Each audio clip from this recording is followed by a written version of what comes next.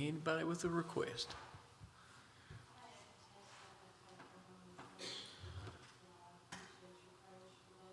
Okay. Okay. So Debbie has some tests on the 20th. Results coming back or test? Some tests on the 20th, and she's going to have a surgery date on some things. So let's make sure we pray for Sister Debbie. Sister.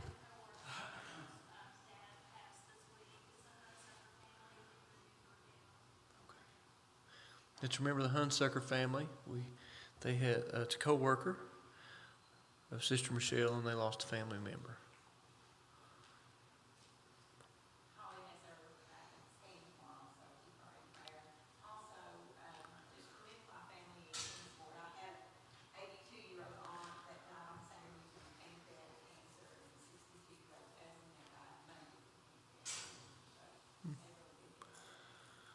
Okay, so Renee said, what'd you say? Holly's got testers?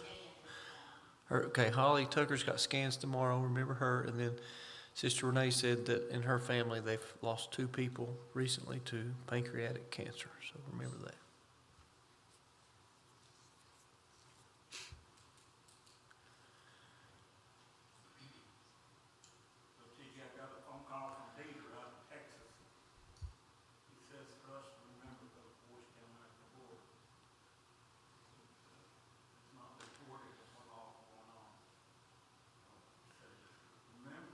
Yeah.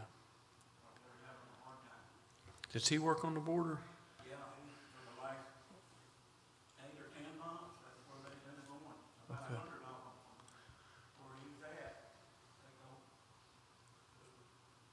I guess, not sure that all the people get here safe. He says they get their rewards, give them a plane ticket, and head on out. Okay. So remember that. What's going on at the border in Texas? Brother Glenn Mack has a friend down there that's working down there.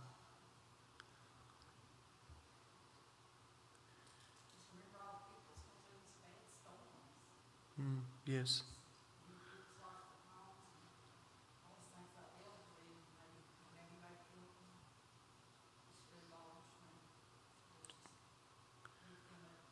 Yeah. So remember that. Remember Sister Louise is lost.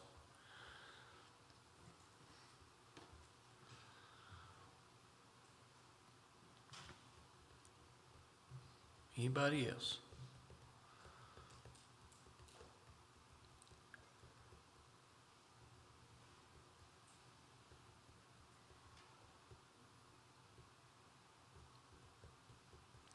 Well, if not, we ask everyone to come to the altar, like to come and pray. And Brother Phil, would you come and lead us, please, brother? To the altar. Anybody's invited.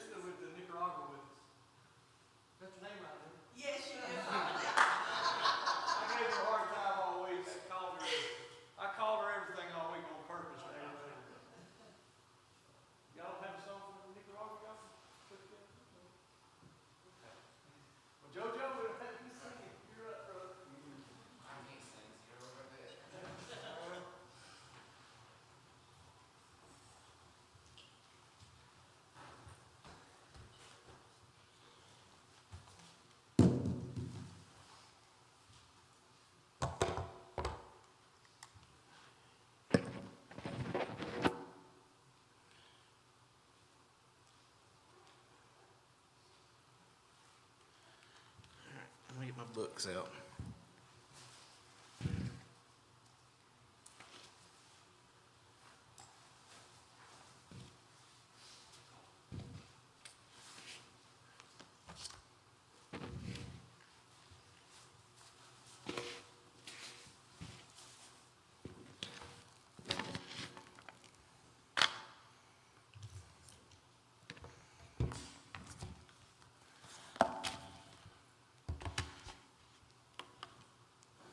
I don't do PowerPoints. I'm computer illiterate in a lot of things.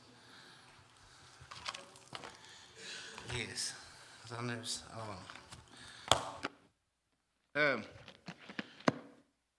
tonight's lesson, I want to teach kind of on depression and facing your giants. Kind of, I guess it's kind of tie into what we've been studying about not giving a seat at your table. And I'm going to tie it in with some people through the Bible. I'm going to start off with how my days went. This morning started off good, and then about an hour after that, it kind of got hectic. But that's the way our life is. You get one thing that's kind of discouraging, then you get another thing that's discouraging. And the really bad part is that you have a person that works for you that don't even go to church, and he said, "You're starting to get aggravated. You're going to have to calm down." And I said, "You were right. I'm getting ready not to let my light shine at all." So, that's what we kind of got to remember. And we're going to start in 1 Kings 19. I've got 3 different Bibles here. I found this Bible.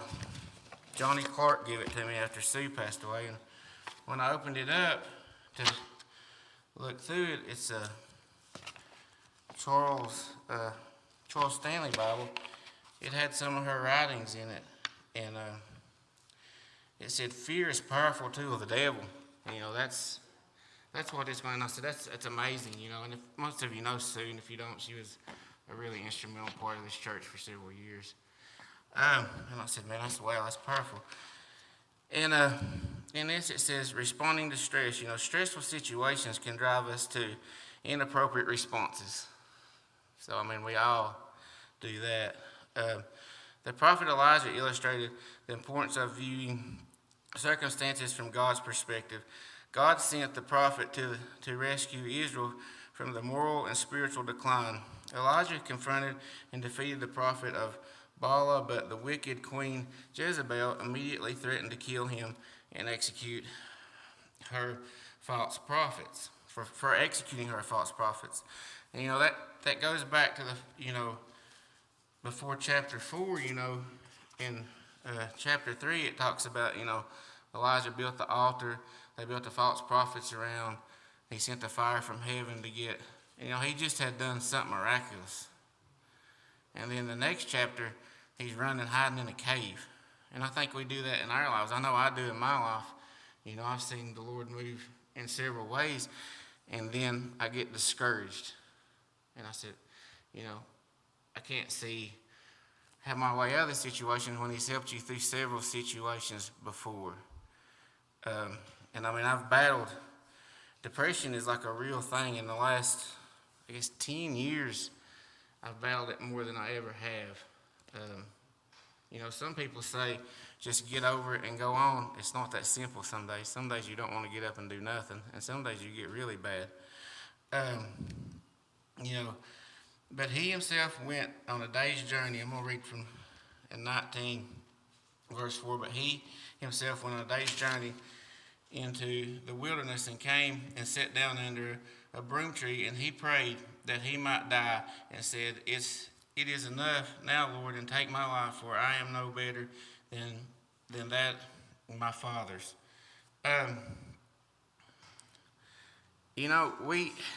That's a real thing that goes on today with anxiety and stress in our society. You got so many people committing suicide and this and that because you don't see no way out. You're at the bottom of where you can be, and you don't see a way out. And so we have to stay studied in the Word, and we have to listen to praise and worship music. We got to keep that out of our lives. But if you're like me, you turn to the opposite thing sometimes in my life. It's like I went to the doctor today and he said, "You done this right, your cholesterol's high, this is right, your liver enzymes are up, this and that and this and every other thing." And he was like, "You got to do this, but you ain't going to do it." And I said, "You're probably right." And I mean, that's kind of the way we do with this. You know, the Lord gives us a map to go by, but do we really take and study it? And then when I left the doctor, what's the first thing I do? I stop by Blackberry Bakery and get me a donut and a coffee. So, I mean, and that kind of relates to my life. You know, when I was going through a bad season, after I got hurt at work, I couldn't do nothing.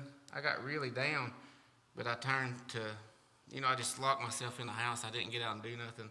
And the more you do that, the worse you get. And some people don't realize, overlook it, or don't see it, and some people do. And, you know, the Lord always seems to send somebody your way to help you if you listen. It goes on. Then as he lay and slept under a broom tree, suddenly an angel touched him and said unto him, "Arise and eat." Then he took, and there by his head was a cake baked on coals and a jar of waters. So he ate and drank and lay down again. And the angels of the Lord come back the second time and touched him and said, "Arise and eat, because the journey is too great for you." So he arose and ate and drank, and he went in the strength of the food 40 days and 40 nights as far as Horeb. I don't read real well sometimes either. The mountain of God. And there he went into the cave and spent the night in that place. And behold, the word of the Lord came to him, and he said to him, "What are you doing here, Elijah?" And I think the Lord comes to us sometimes. He's like, "What are you doing? Why are you here? You know, have you not seen what I can do?" And, you know, in our situations, we're like, "I have," but in our fleshly mind, we're like, "It's not going to happen to me this time," or "You haven't moved in the way I thought you would," and it gets us discouraged. And so he said, "I have been very zealous for the Lord God of hosts, for the children of Israel have forsaken your covenant, torn down your altars, and killed your prophets with the sword. I alone am left, and they seek to take my life." Here he's thinking, you know, I've tried to do everything right. And, you know, I think we think that. And, you know, I think that in my life, you know. Like when I was younger, I was like, you know, I worked at Camp Bethel. I done this in the summertimes, and then my senior year, you let me succumb to an injury where it changes my whole world in one Friday night. I mean, my whole life was completely changed. And then you take the most influential person in my life away from me 6 months later. And then, you know, you're disheartened. And, you know, I was mad.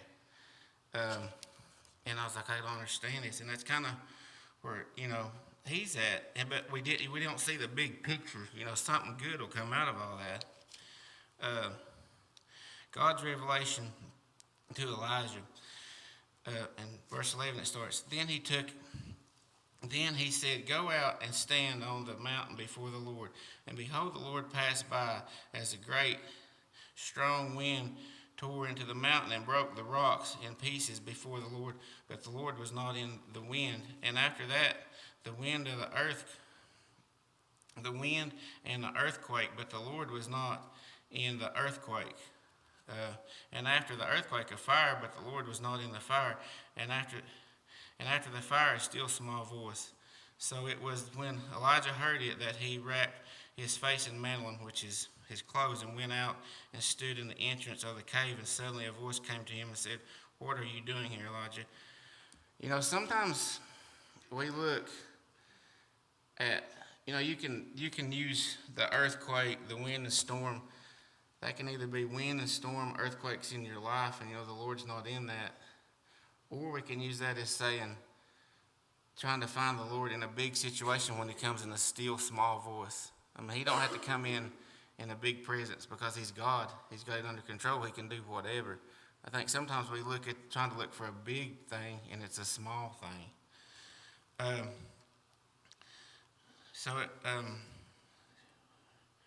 You know, he's like, "What are you doing here?" You know, he knows, you know, Elijah's his prophet. I mean, later on in the book, you can see where he prays and has people burn up because he don't want to talk to them. because they're from another tribe. I mean, he's a very powerful man. So if a man this powerful is having trouble, you know, if we don't stay in the Lord, we're going to struggle. So we got to stay prayed up and ready. And he said, I have been very zealous for the Lord in the host, because the children of Israel have forsaken your covenant, torn down your altars, and killed your prophets with the sword. I alone am left, and they seek to take my life. Then the Lord said unto him, Go and on your way to the wilderness of Damascus, and when you arrive, anoint Hazael a king over Syria, as you shall adjoin Jered the son of, I can't pronounce that, king of Israel, and Elisha the son of Sat, and shall anoint as a prophet in your place.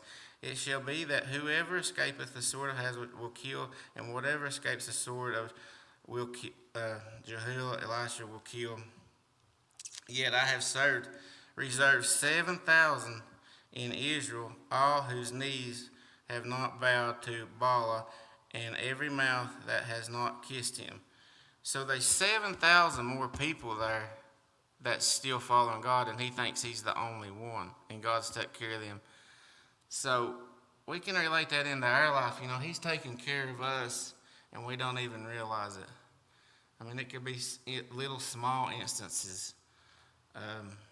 It could be big things. And sometimes things don't turn out the way that we expect with sickness and stuff like that. You know,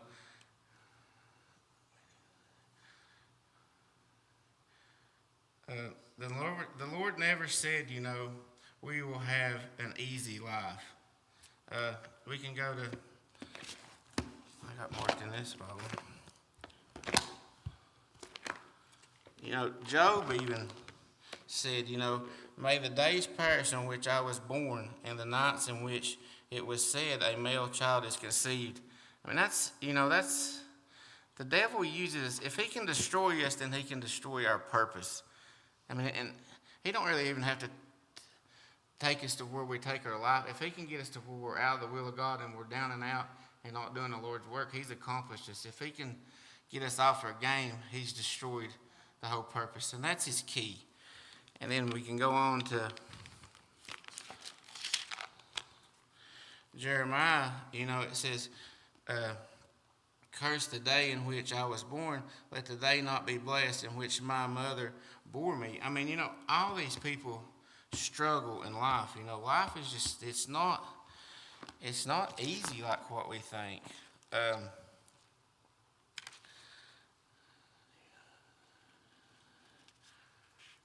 You know, it's a struggle. And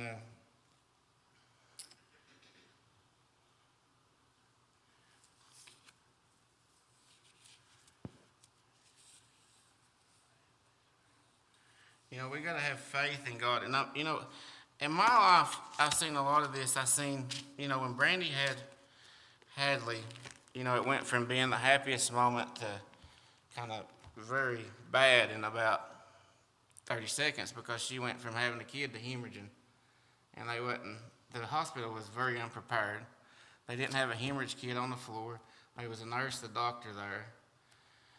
I don't know if there was another nurse on the floor. There probably was, but she wasn't in the room, or he, or whatever. So, you know, all I could do was sit down and pray, Lord, help her. And then I went from that to trying to help them get the stuff. You know, here I was running around the OR, or whatever you call it, where the babies are born, because I'm not a doctor. But I'd have to go get this and that, and they tell me where it was, and we go get this. So it turned into trying to help her. But there for 30 minutes, it was a panic. And, you know, we've seen the Lord get through that, and then, you know, the Lord's got control of that, and then a few years later, you know, something happens in your life, and you're like, man, I can't get through this. He's not gonna pull me through. Well, he will. It's the same God, but the devil will use a bad circumstance to get you so down and out, so you won't keep going. You know, in 2 Corinthians, it shows that, you know, Paul, you know, he even talks about having service. There, sir, we do not lose heart, even though, this is 2 Corinthians 4, verse 10. Therefore, we do not lose heart, even though our outward man is perishing, yet the inward man is being renewed day by day. For our lights of affliction, which is but for a moment, is working for us far more exceedingly an eternal weight of glory, while we do not look at the things which are seen, but at the things which are not seen. I'm going to stop right there. You know, we look at what we can see with our fleshly eyes. If we're sick or we're having a bad day, we don't see the only outcome. You know, there's more purpose for that than what we can see. Like I said the last time I was up here, you know, we could be going through that sickness, but we could influence somebody that would, in other words, we'd never get to meet. Or it'll make us stronger. And sometimes the way the Lord heals us is not the way that we want to be healed. I mean, sometimes He doesn't spare our days. You know, we've run our course and we're gone. And sometimes He spare us for a little bit longer. Of course, if we wake up every morning, we're blessed. You know, we're not entitled to the next moment in our life. While we do not look at the things where we seen, but at the things which are not, for the things which are seen are temporal, but the things which are not seen are eternal. You know, we look at it with a human mind, the small scale of it. You know, the things the Lord's got sewed up for us with our life, you know, we've got an eternal place in heaven. We've just got to remember that and carry forward and not get hung up on the day-to-day cares of this world. And that's easy to sit up here and say. I mean, if the Lord blesses, I mean, I can tell you some stories of my life that's I've been plumb down and out. And I mean, I was raised in church. I've seen what the Lord can do. I've seen Him not do things the way I would like to have it done, and that's very heartbreaking. I mean, I watched my aunt lay down there for almost a year in the hospital. You know, you see some tough things, but in the end, the Lord will bring you through. You know, like I said, back to battling depression, you know, sometimes it's just going and speaking to somebody. And, you know, I'm bad for that, not going to talk to somebody. But some of them times when I was battling stuff, if somebody hadn't stopped me and said, hey, what's wrong with you? Why, you know, you're not acting the same. You know, that means a lot. And the Lord seemed like He always sent somebody when He was that way. You know, there was always somebody out there. But, you know, life is just tough. We face giants every day. And then I also found in that Bible, you know, this is an old sermon that TJ preached. The dates to us. He made January the 10th of 2010. I cannot, but I can, but I know the man that can. So, you know, when we're in life and we say, I cannot, you know, we know the man that can. You know, some of the stuff in this, you know, he's talking about New Year's resolutions.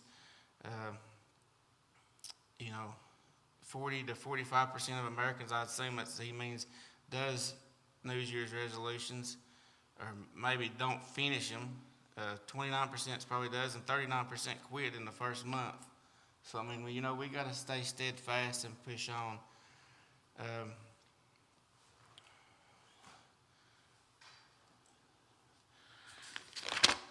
I don't really...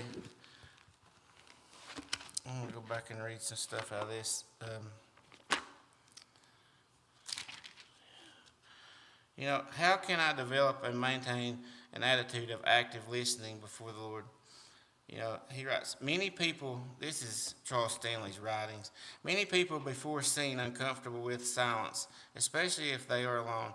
In silence, however, we are able to hear the still small voice of the Lord. Certainly the prophet Elijah knew this after receiving a death threat from Queen Jezebel. Elijah escaped into the isolate desert area. There in a cave he heard the Lord say to him, go out and stand on the mountain before the Lord. And behold, the Lord passed by, and a great and strong wind tore into the mountains and broke the rocks in pieces before the Lord. But the Lord was not in the wind, and after the wind, the earthquakes. You know, the earthquakes come through, but the Lord was not in the earthquake. Then the fire came through, and the Lord was not in it. And you know, it just goes on to finish reading all that. The quiet essentially is to listening. If we are too busy to sit in silence, sometimes we're too busy in life to sit back and listen to what we want to do. We're in such a fast-paced society anymore. And, you know, that's what that doctor was telling me today. And he said, well, maybe you were to move to Nicaragua, because I was telling him about going to Nicaragua and all that fast station. He said that to me. I was like, well, maybe you're right on that part. But, you know, we get so caught up in the daily activities and the hustle and bustle, and we let people, you know, some people discourage us. And, you know, the Lord, He will take care of us, but the devil also knows what buttons to push to put us in that thing, what things bother us, what things don't bother us. You know, we need to set aside a time to wait upon the Lord in silence. You may find that late at night or early in the morning is a good place for solitude or quiet for you. Me, probably not early in the morning, because I'm one of them people that wake up at the last minute and go out the door. Late at night is usually better for me. I'm a kind of a night owl. A noonday walk in the park may be the time when you can quiet your soul and before the Lord. Ask the Lord to reveal to you the time and place where you might turn off the cares of the worries of the world for a few moments and listen to Him. So often we spend our prayer time by talking to the Lord without spending the time just waiting in silence to see what the Lord might have to say to us. And you know, it's like us, sometimes we talk too much. I mean, I'm bad for that, instead of just sitting and listening. You know, the old saying was, you got one mouth and 2 ears. So, you know, sometimes it's better to sit and listen. Take time to intercede, sit and kneel in silence before the Lord. Empty your mind, all of other thoughts. Concentrate on His Word and His presence with you. Ask Him to speak to you. I mean, you know, you can talk to God just like you're talking to us. You know, I was always under the assumption, I guess, growing up, we was kind of taught, don't ask God why. And I think you can ask Him, you know, why. You know, you may not get the answer you want, and you may not answer it all, but I think you do have the right to say, why is this and why is that? And maybe He'll show you, you know, eventually that's got a better purpose. Our intimacy with God is the highest priority of our lives. Determines the impact of our lives. You know, we have to put God above everything else, or He'll move to where we have to count on Him. I mean, He doesn't tempt you. God doesn't tempt you, but God can allow things to happen to you. You know, I was looking through one of my old Bible college books, and I found a thing with it. And, you know, it talks about, I'll take a picture of it. You know, it talks about God's authority over evil spirits. You know, it says Saul in 1 Samuel 16, 14 through 23. In Saul's case, the evil spirit appeared hoped to totally control him and attempt to remove from the scene the hated David. But again, the evil spirit would fail, for God had already set into motion those plans that would lead to Saul's death on the Philistine battlefield. You know, God's got control of everything. I mean, the devil and the devil is the evil spirits. They can't do anything without God allowing it. And if God allows it, it's for His will. It's not just to cause injury to you or hard times. He's got a greater purpose that'll come out in the end. So we just have to kind of keep pushing on and pushing on. And, you know, that's easy said and hard to do. Because, you know, when I got hurt in the mines and couldn't work for 2 years, you know, I went around and I couldn't move I went through my back, but now I went through my arm, and it didn't get better like my back did. You know, I'm supposed to, you know, a lot of people here know it, some people don't. I was supposed to have several surgeries after that. They said that my spine would keep breaking. Eventually, the time I was in my 40s, I'd probably be in a wheelchair. You need to do this, you need to do that. I've done absolutely nothing they told me to. I went and got a job driving a truck. I worked on a strip job. I worked in underground. And the reason I done all of that is because I thought I had 20 years to do whatever I want to do in life, and then I would be to where I couldn't do what I want to do. So I said, I'm going to live my 20 years and do whatever I want to do. And, you know, after that first few years, after Papa died, and then, you know, my aunt, my grandmother passed away, I was kind of in a whirlwind. I'd come in and get into church for a little while, do good, and then I'd just get discouraged and get back out. And by the time I met Brandy, you know, I didn't care if the sun come up in the morning. I was living for the moment. I had a motorcycle. That's what I done on the weekends. I rode motorcycles. And I don't get a whole lot into what I used to do as far as, because I don't want my kids to think, you know, it's all right that he done this or he done that. But most of the time, if I was on that motorcycle, I'd been drinking heavily or was headed that way to do that. And that's just the way we was. Our motto was live fast, die young, and leave a good-looking corpse. I mean, that's where I was at in life. You know, the Lord sent my wife. Of course, at the time, she wasn't in church either. We met. We done good. She got back into church way before I did. I didn't really come back to God until she got pregnant with Hadley, because I said, I don't want my kid raised the way I would. You know, I know this is the wrong lifestyle, but this is what, you know, I'm hiding behind this lifestyle.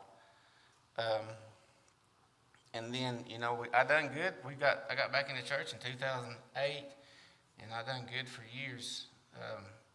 And then in 2016, or 15, we had Hudson, and then I got hurt that April in the mines. And, you know, the doctor was like, we're going to do this surgery 6 weeks, you'll be back to work. Well, the doctor messed up on that surgery and got my tendon hung in my shoulder joint. So 2 years later, I got my shoulder fixed. But during all that, I mean, I don't think we've ever told anybody this. You know, Brandy got pregnant again after Hudson. Well, she had a miscarriage. And, you know, that probably devastated me more than anything. And I was already down and out. So that kind of set the ball into rolling for depression, I guess. And, you know, I went through a really hard time for a few years there. And, but the Lord sent people to talk to me. And, you know, I made it through that with a lot of prayer. And then we went through, you know, hardships at work and this and that. But what I'm getting at is, if you get out of this, which, you know, sometimes it's easy done, you get to that point. But if you stay in the Word of God, you know, life's not going to be easy all the time. It's not going to be, you know, a cookie cutter life. You're not going to have just, you know, every day is going to be a good day. But every day is a good day as long as you got the Lord behind you. It may not be the way that you want it to go or the way that you want to happen. But, you know, people can't tell you what the future is. I mean, look at me. I'm supposed to be to where I can't do anything. And another thing goes back to, you know, when I got hurt, they was like, well, you need to sign up on your disability. And I was like, well, maybe you're right. And I mean, I'm a pretty proud person. I like to work. I said, well, I will. But so I went to that hearing, and that doctor was like, well, you can't do this, you can't do that. I was like, well, yeah, I can too. So I didn't take that, thank the Lord.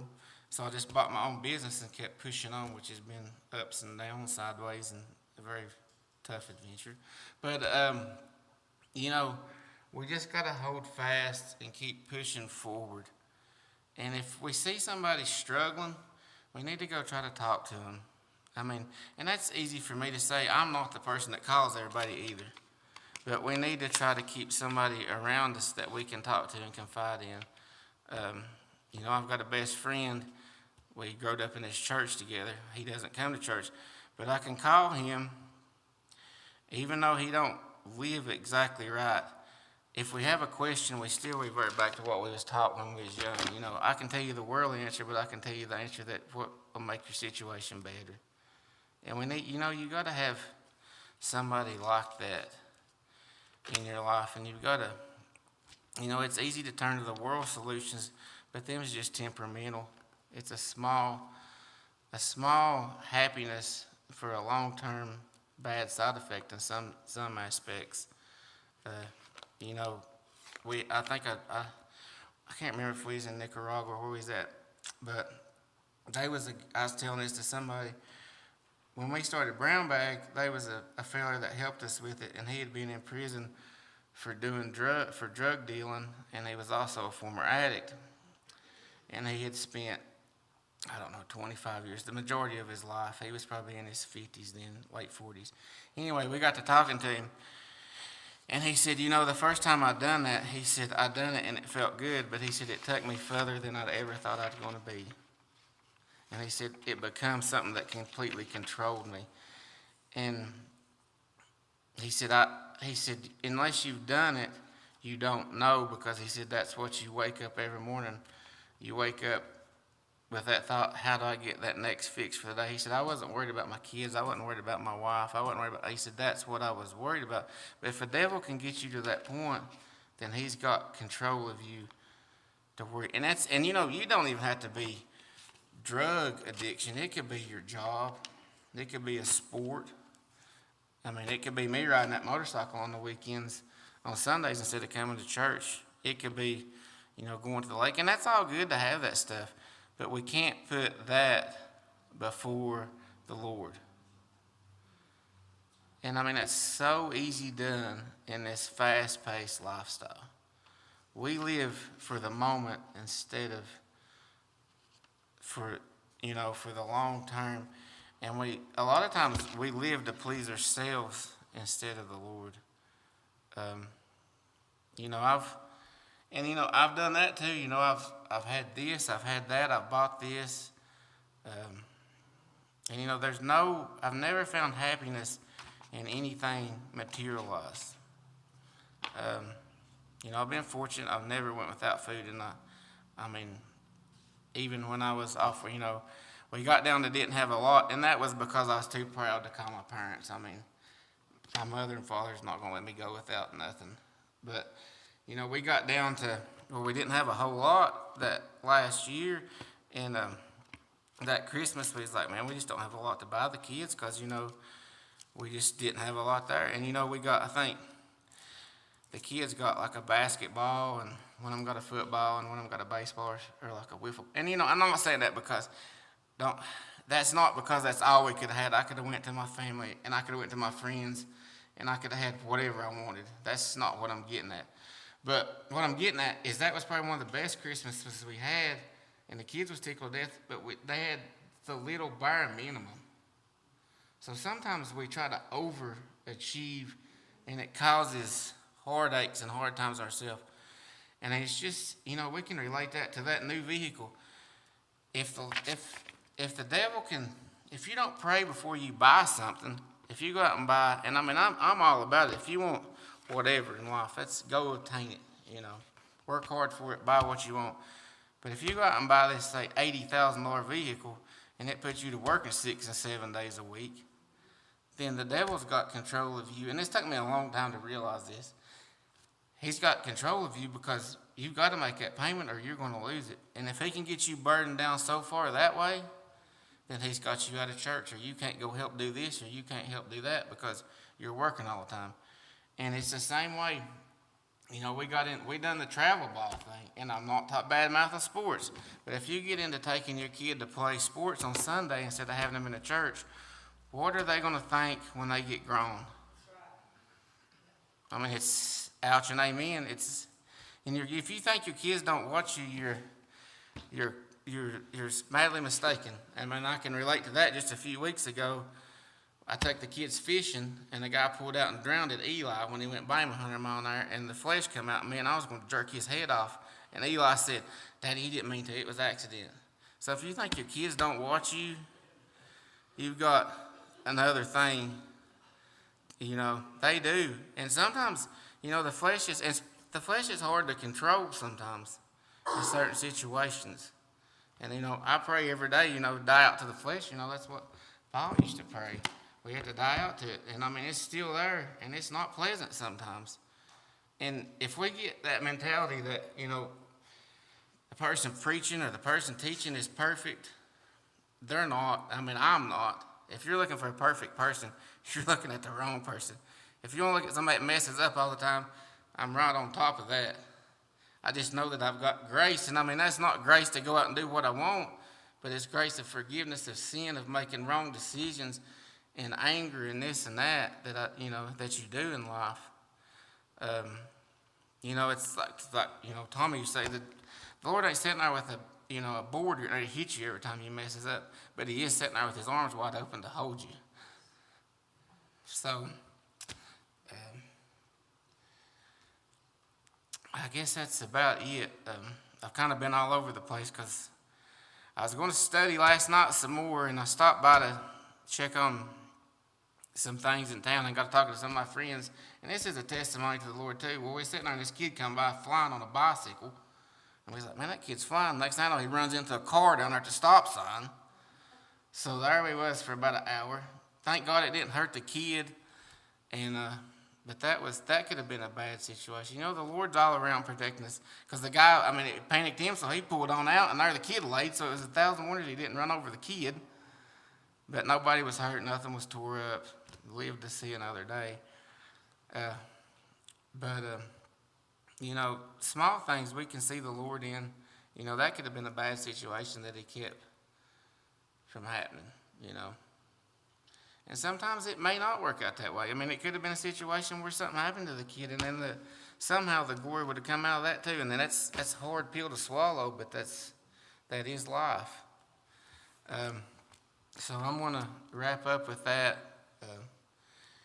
If everybody wants to stand, I guess we'll give anybody that, if somebody wants to come up and pray, we'll give them just a second. If not, then we'll dismiss in prayer.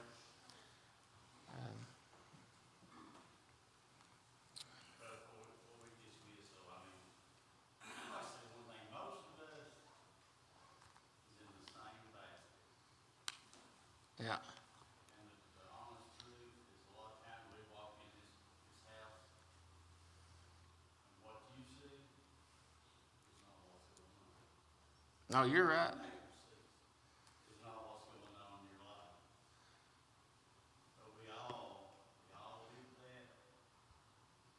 We all live by that mistake. We all have to pray harder. Let God have His way. It's so true. That's like the song that they wrote a few years ago. The church should look more like a hospital. Everybody here should have problems, and we shouldn't get to the place to where we can't openly admit we got a problem. We don't have to put on this big facade of what a great person we are and this and that. And what kills me is people say, man, that guy, some people don't live right. And that's the bad apples. The Lord will have to deal with that. But a lot of people's like, well, he comes to church on Sundays in this way, but he's another way at work. Well, he may be having a bad day. It may not be that he's just a different person. And then if you work for somebody, you can't always be their best friend. That's just the way it is. You got to treat them with respect and do the right things, but it's not, the way that you think everything is. And we all got problems. There's none of us perfect. It's just good that, and sometimes it's like, if I have a problem, I would rather Phil come to me and say, hey, I think you're messing up here. And we need to be open to that reception instead of become off arrogant and say, no, I don't think so. Open to, especially the wisdom of your elders. That's a big thing I think the young people don't listen to.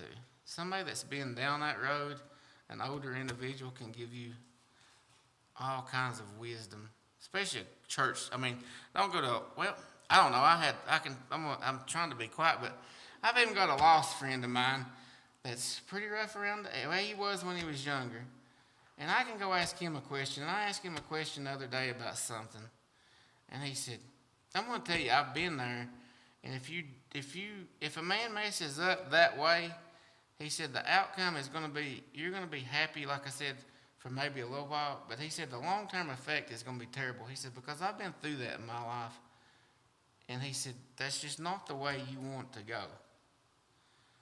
And that's, if we'll listen to that and heed some of that advice that, the Lord sends through certain people, then we can go places. And if we don't, He's going to be there to help us. He might not necessarily bail us out as far as it may not turn out the way we want to, but He'll be there to pick up the pieces.